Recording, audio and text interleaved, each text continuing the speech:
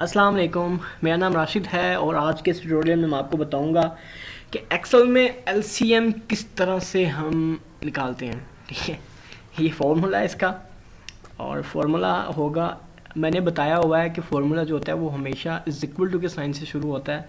तो मैंने इसको स्टार्ट किया is equal to LCM parenthesis open, okay, selection first digit and then comma, then other and parenthesis close and just enter. Okay, so the answer is there.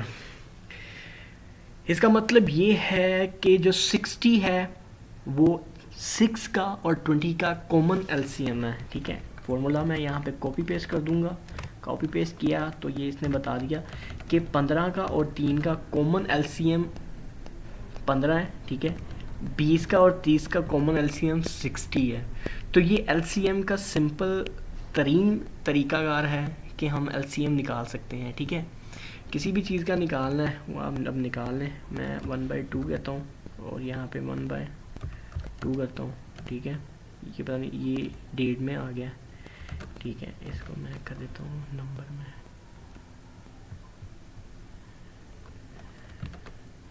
नहीं, हम 1/2 में नहीं लेते, हम 0.5 में ले लेते हैं। 0.5 इंटू 0.5। ठीक है, और मैं इसको कर लेता हूँ LCM first digit to second digit. ठीक है, नहीं जी, इसका LCM 0 है। अगर 1 का और 1 का लेता हूँ तो 1 है। ठीक है, 2 का 2 होगा। ठीक है, ये तो बेसिक चीज़ है ना, 2 और 2 का 2 ही होगा। मैं करता हूँ 8 का और 4 का लेता हूँ। ठीक है, 8 आ जाएगा।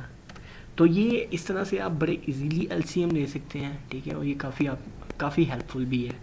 तो नेक्स्ट हमने बात करनी है फॉर्मेटिंग पे, नंबर की फॉर्मेटिंग पे। तो अब आपने क्या करना है, आपने ये करना है कि आपने एक तो पहले ये जो लिंक नज़र आ रहा है आपको, ठीक है, इस चैनल को सब्सक्राइब करना है। ठीक है, और अपनी फीडबैक मुझे देनी है। तो ठीक है, नेक्स्ट हम आगे बात करते हैं किस पे, इस पे। Thank you.